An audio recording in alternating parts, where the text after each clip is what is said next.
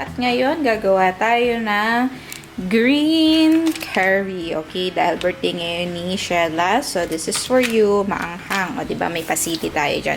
So, ito yung mga ingredients na gagamitin natin. Tinago ko lang yung chicken dun sa ref. Ilalabas ko rin siya in a bit. Okay? So, let's start cooking. Gawin ay igisa muna natin itong ating green curry paste. And then, pag aromatic na siya, isusunod naman natin yung paglagay ng ating coconut milk.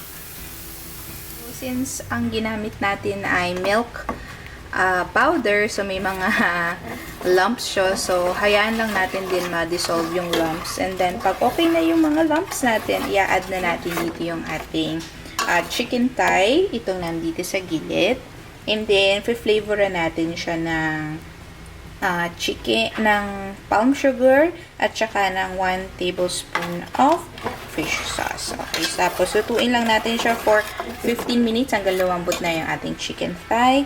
And then, mag-move tayo with the vegetables.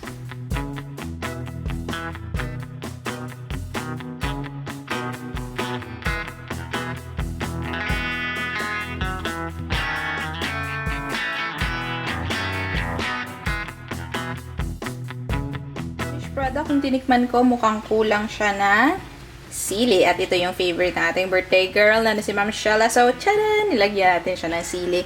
So, nakita nyo, madami siya kasi ito yung ulam namin para sa susunod na araw at ulam namin ngayong gabi. So, iserve na natin product ang ating Thai green curry. Jumper, ano sabihin natin kay Shella? Happy birthday! Happy birthday! Bye-bye! Kain na tayo!